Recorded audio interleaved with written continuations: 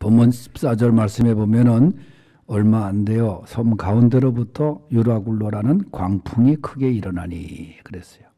광풍이 크게 일어나니. 예? 보통 바람도 아니고 강풍이 크게 일어났다는 거예요. 이게 소용돌이 치는 그런 돌풍을 말합니다. 광풍이. 문자적으로는 미칠 광자를 쓰고 바람풍자를 쓰는데 그냥 미친 듯이 불어대는 그런 거대한 바람을 말해요.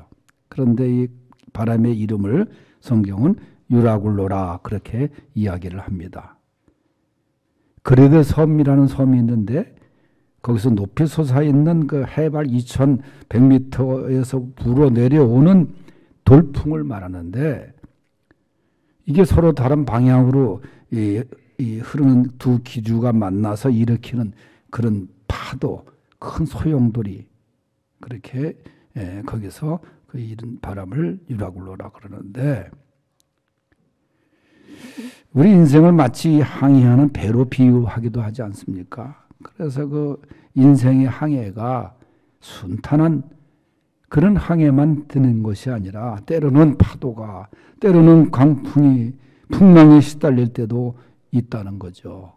그런 비유한 찬송도 많이 있어요. 고요한 바다로 적천성 향할 때 주에게 순풍 주시니 감사합니다. 또 이런 거친 그 파도 속에서 헤매는 그 인생의 모습을 또 이따 설교 후에 부르지만은 캄캄한 밤에 망망대해를 가는 그런 인생과도 같은 그 배를 찬양한 그 찬송도 있습니다만은 이처럼 인생이 때로는 이렇게 파도가 강풍에 시달릴 때도 있다는 거죠. 13절에 있는 것처럼 남풍이 순하게 불 때도 있어요. 순탄하게 갈 때도 있고. 오늘 본문에 보면은 바울과 그 일행이 탄 배가 있습니다.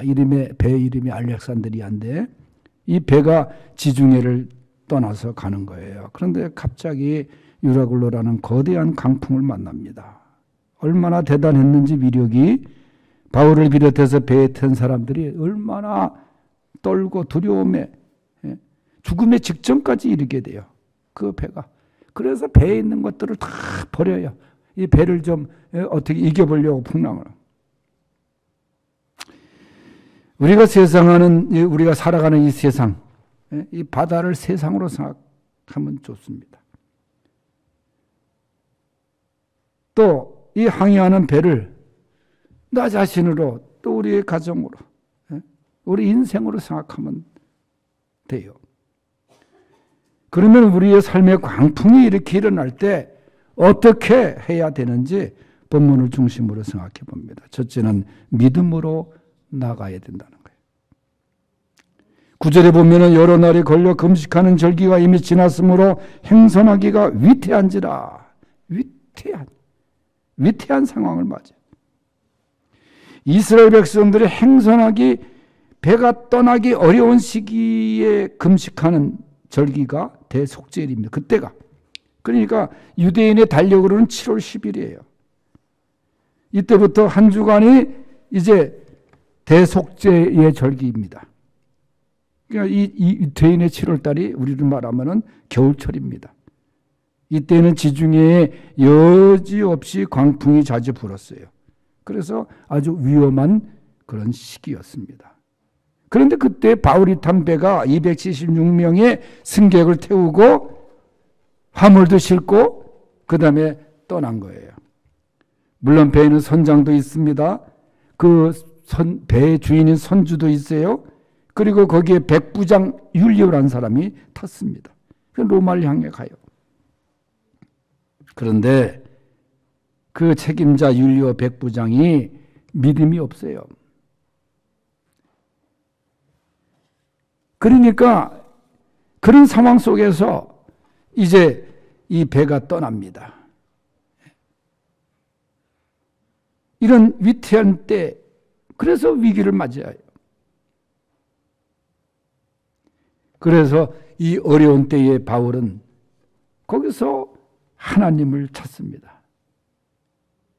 어려운 일을 당할 때 믿음으로 하나님께 대한 믿음으로 나가야 되는 거예요. 하나님을 찾아야 되고 하나님을 만나야 됩니다. 믿음으로 사는 사람들, 그저 이 어려운 위기에 믿음으로 나가야 되는 것입니다. 그리고 말씀으로 나가야 돼요. 10절 말씀에 보면 바울이 저희를 권하여 말하되 여러분이여 내가 보니 이번 행선이 화물과 배만 아니라 우리 생명에도 타격과 많은 손해가 있으리라 경고를 합니다. 백부장을 비롯해서 선장과 선주 많은 사람들에게 권면하여 떠나면 안 된다. 절대로 떠나서는 안 된다. 이 배가.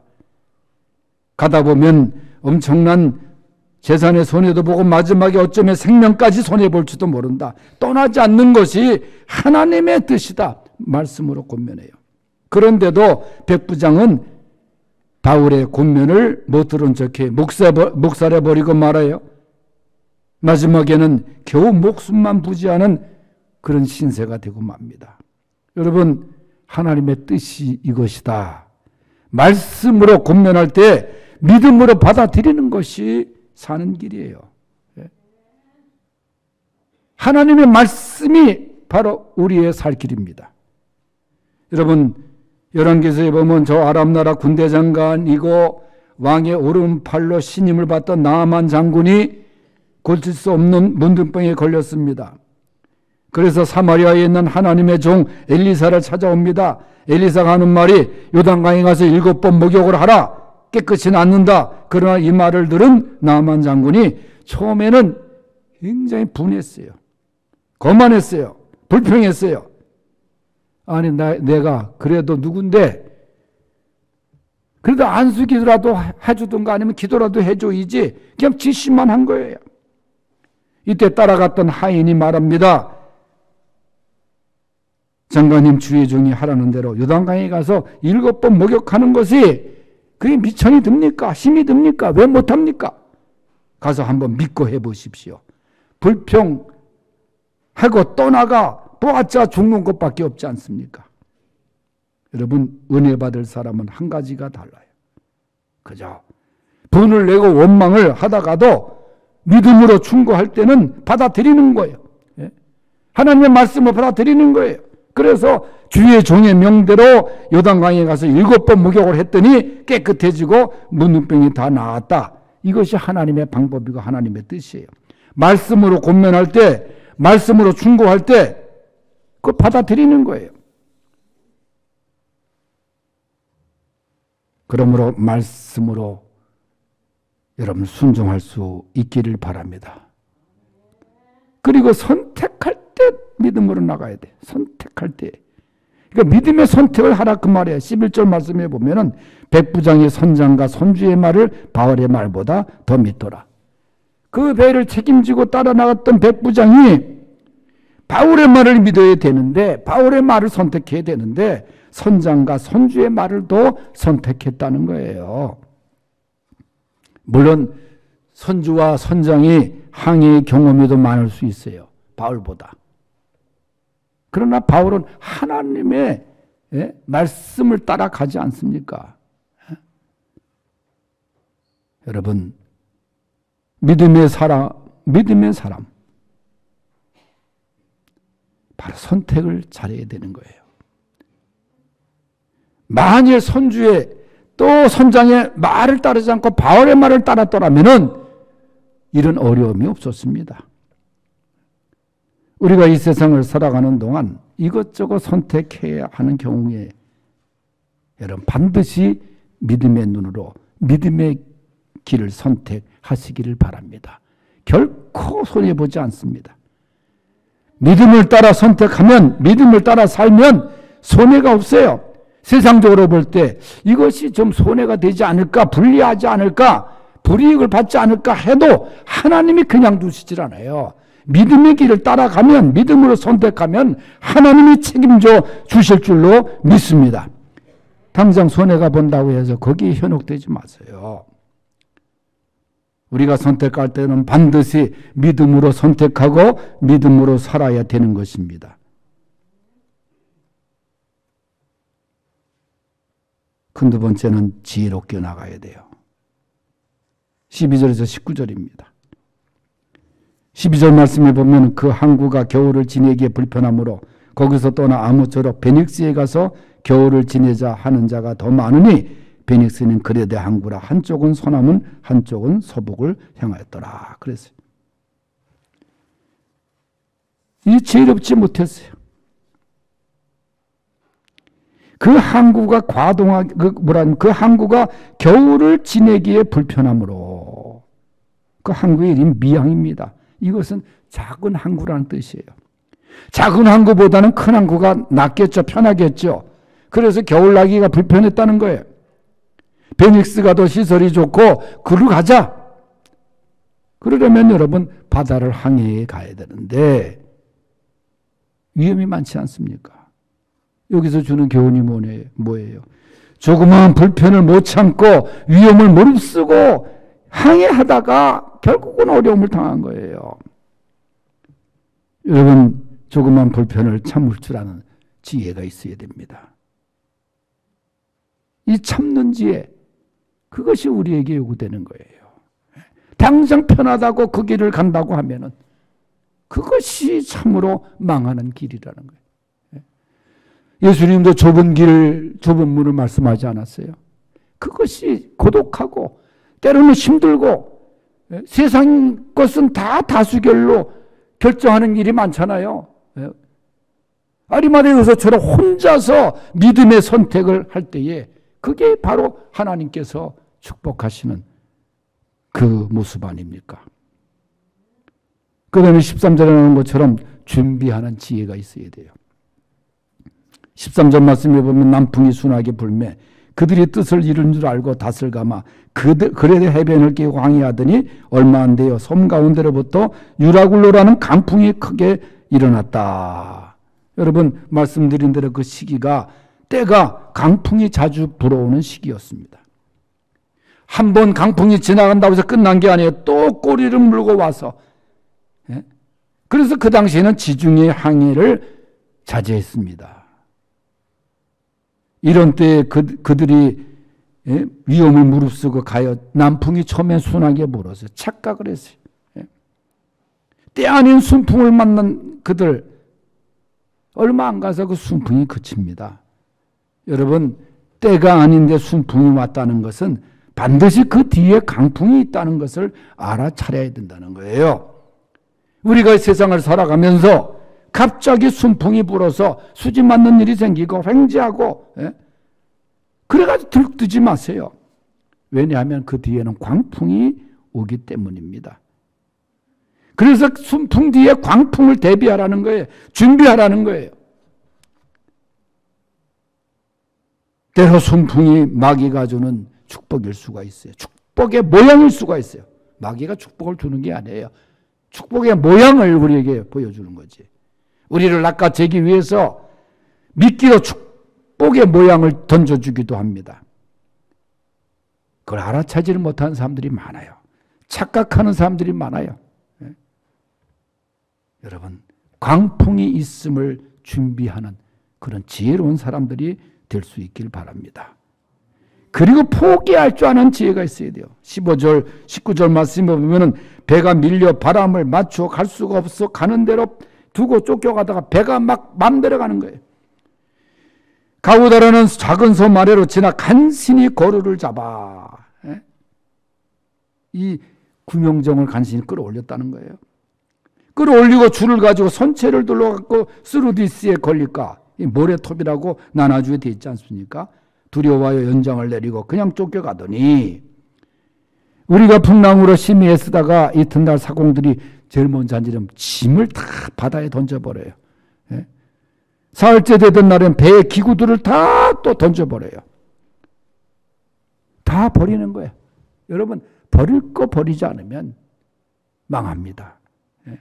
포기할 줄 아는 사람, 포기할 것을 포기하는. 19절에 뭐예요? 사흘째 되는 날에 배의 기구를 다 버렸다. 다 버려. 그거 다 죽으면 그거 무슨 소용이 있어요? 여러분 귀한 재산 화물 그 기구들을 다 던진 거. 그 이유가 뭐예요? 살기 위해서 아닙니까? 어떻게 보면 잘한 거예요. 물론 그 버렸다는 사실만으로 해결된 건 아니지만은 해결하는 데 도움을 준 것만은 사실이에요. 여러분, 오늘날 우리에게 주는 교훈도 있습니다. 우리가 버리지 못하고 그게 엮여가지고 그걸로 인해서 우리가 억울한 경우가 많고 또 손해보는 경우도 많고 그렇습니다.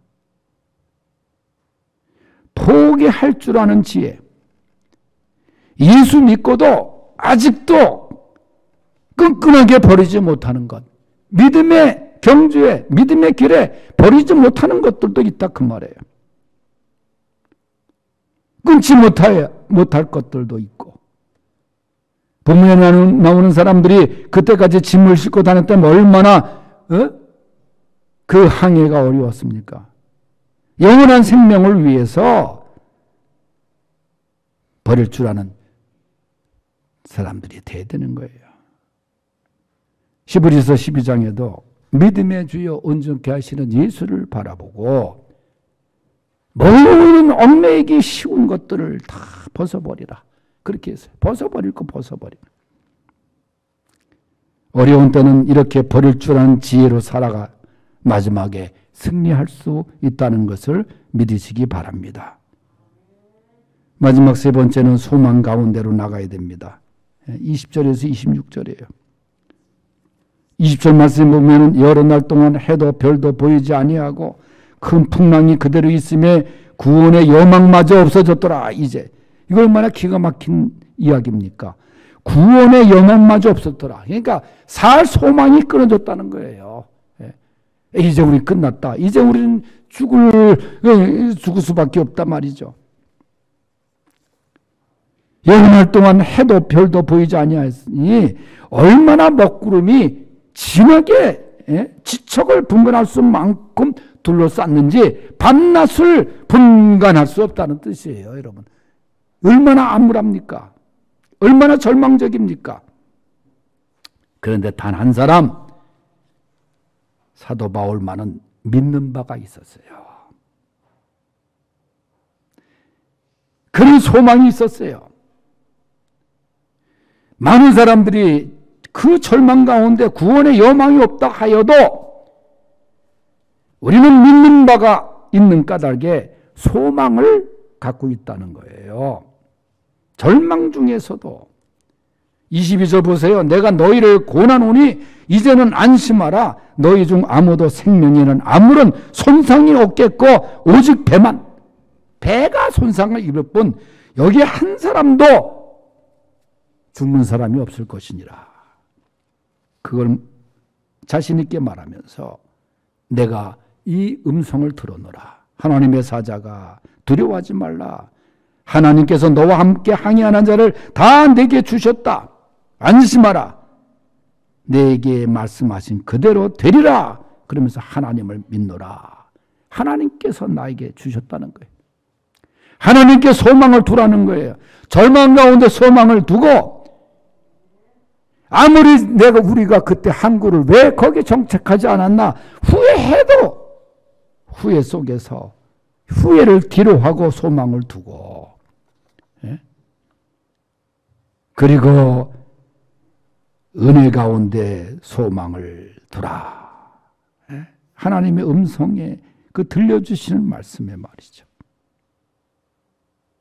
사람들은 풍랑 속에 넋을 잃고 있었지만은 바울은 그 먹구름 속에서도 풍랑 속에서도 하나님을 바라본 거예요. 믿음의 눈으로 바라본 거예요. 이게 믿음의 눈입니다. 베드로가 풍랑만 바라봤기 때문에 바다에 빠지지 않았습니까? 풍랑 뒤에 계시는 예수님을 바라보고 걸었어야 그는 걸을 수 있었을 텐데. 여러분, 바울은 이런 은혜 속에 살았기 때문에 위급한 풍랑 중에서도 소망을 간직할 수 있었습니다. 우리도 우리의 가정, 우리의 사업에, 우리의 삶에 이런 풍랑이 닥쳐온다고 할지라도 은혜를 받고 파도 속에서도 하나님의 말씀을 듣고 소망 가운데 살면 반드시 승리하게 될 줄로 믿습니다. 기도하겠습니다. 하나님 아버지, 강풍과 풍랑이 크게 일어나는 우리의 인생살이 중에서도 오늘 주신 말씀처럼 믿음으로 극복해 나가게 하시고 지혜를 통해서 헤쳐나가게 하시고 소망 가운데 어둠 속에서도 소망 가운데 하나님의 말씀을 붙들고 승리할 수 있는 우리 모두가 되게 하여 주시옵소서. 예수님의 이름으로 기도하옵나이다. 아멘.